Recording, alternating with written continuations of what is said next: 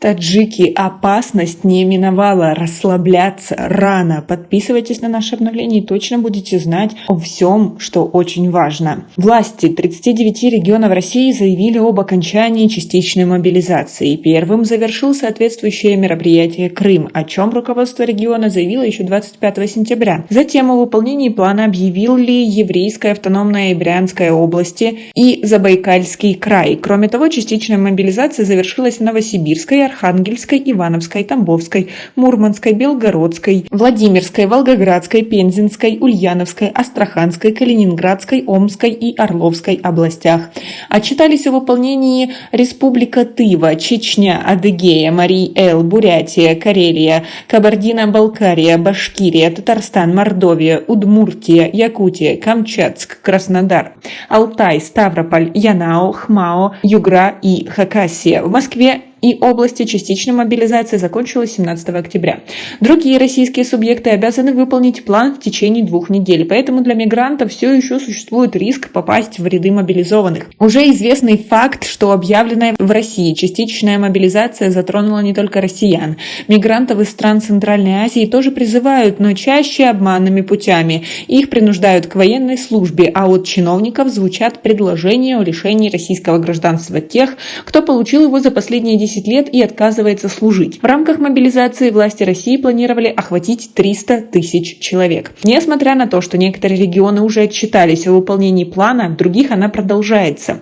Мобилизация идет очень успешно, и повестки приходят и людям с инвалидностью, и иностранцам. Все это на фоне массового оттока россиян из страны. 28 сентября в YouTube опубликовали видео разговора сотрудника ДПС ГИБДД с мигрантами, который пытался отправить их в военкомат.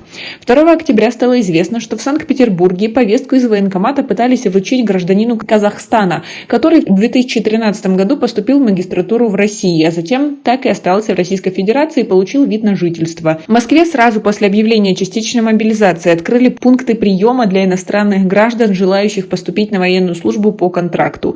За заключение годового контракта мигранту обещают выдать российское гражданство в упрощенном порядке. 22 сентября председатель Национального антикоррупционного комитета России Кирилл Кабанов сообщил, что его комитет готовит предложение о лишении российского гражданства выходцев из Казахстана, Кыргызстана, Таджикистана и Узбекистана, которые получили его за последние 10 лет, но отказываются служить. Как вы относитесь к такой ситуации в России и к тому, что скрытая мобилизация продолжается? Свои ответы напишите нам, пожалуйста, в комментарии. Однако мобилизация в России идет не только в военкоматах. В интервью правозащитница Валентина Чупик сообщила, что мигрантов обманными путями пытаются отправить на службу во время получения патентов или оформления документов.